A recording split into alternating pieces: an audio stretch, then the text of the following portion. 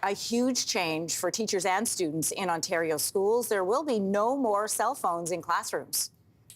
Our policy on cell phones is quite simple. The default this September, unless explicitly directed by their educator, for a child is out of sight, out of mind when it comes to cell phones in Ontario. So you heard it there, out of sight, out of mind. Starting this fall, students from kindergarten to grade 6 will be asked to keep their phones on silent and out of sight. And those in grades 7 to 12 will not be able to use their devices during class time. Any student caught breaking the rules will have their devices taken away, with repeat violations possibly leading to suspension. For more on the new measures, we are joined in studio this morning by Ontario's Minister of Education, Stephen Lecce. Good to have you here, Minister. Good morning. All right, let's start off with, this is a revision or an update from the 2019 ban. So one of the frustrations from that ban, at least what I heard from educators, was that there was not enough power for teachers to enforce the rules. They weren't allowed to take phones from students, which was the problem. This revised version appears to give more authority to teachers and to the schools if there's pushback from students or from parents or guardians. Can you outline the process for repeat offenders for us? You know, when we say out of sight, out of mind, it's really about reconditioning young people to learn in a way where they're listening to their educators, where they are focused on the curriculum. And we remove the impediments that have set back many kids. I mean, the fact that we still have half of Ontario students not meeting the provincial math standards is a reminder that we in government, in education, and in our communities and homes, we've got to do better. And we're bringing forth a Team Ontario approach. And so, yes, we've brought forth a policy that is different, that is provincial, that sets a standard, and that gives power back to the educator to teach and to enforce. At the core, this is an educational policy more than an enforcement policy. It's about changing the hearts and minds of young people to understand that there's a better way to learn. And that's why we are giving that authority. But at the core of this, it's about curriculum change. We're going to be mandating mandatory learning on responsible use of technology, on the perils of vaping and cannabis, on teaching kids about social media, appropriate use of social media, about privacy and consent. These are life skills at their core. And that's what the emphasis is. We're training our teachers more. We're going to be supporting our parents. We're launching a marketing campaign to speak directly to kids.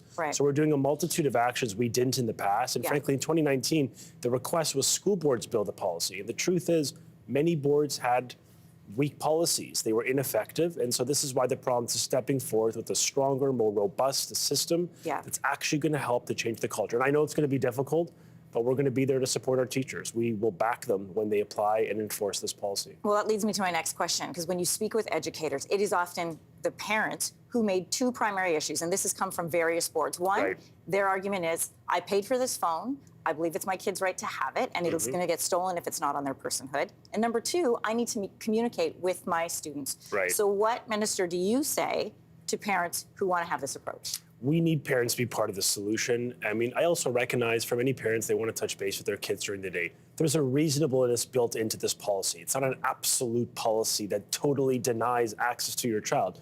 Of course, teachers will use discretion, but the policy sort of says, look, for a young child, kindergarten to grade 6, if they have a phone, it's that the phone will be on silent mode and away from them while they focus on learning. Teachers can easily give permission, for example, lunch, if that expectation is needed at home. If there's a medical reason, if there's a mental health issue, special education reason, those are built into the policy. That exception exists in 2019, that'll exist today.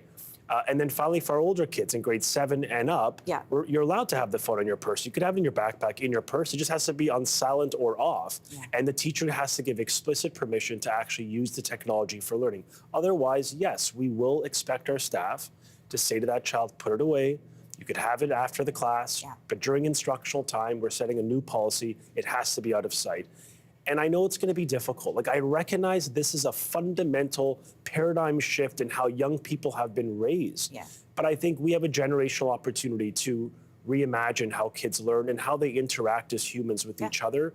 So I know it's not going to be easy. I know it's going to require investment. We've added 17 million to this because we also appreciate there's going to be addiction challenges and mental health issues. And I want families to know we'll provide those wraparound supports. If they have behavioral challenges, we will step up using community-based mental health to support those families. It's good they have your support. I have a last question is around vaping, and I know that you've announced a zero-tolerance policy for vaping. You and I both went to school, and I have kids who are in high school now. Listen, this is happening in the bathrooms. So you've added more money for surveillance and for detectors, but neither of those things are in the washrooms, and that's really predominantly where vaping's happening. So what are you saying to schools? How are they going to monitor that, and how are they going to end it? So we announced $30 million for vape detectors. Those will be placed in places like washrooms because, to your point, they become unofficially safe spaces to vape. Right. Vaping is illegal for a child under 18. The high prevalence of cannabis and tobacco and nicotine packs is disturbing. We have some of the highest rates of vaping in the industrialized world in this country. So we have a public health challenge that we must confront. Zero tolerance on this is a message that your parents will be called if a child is caught vaping on school premises. The device will be taken away. We're expanding mental health supports for addiction services because some of these kids will have challenges getting off that addiction. We recognize that. So there's compassion built in. But at the core, it's about saying to the parent, you have a right to know. And right now, we don't really have that policy in place. So this is standardizing it. It's also about increasing education.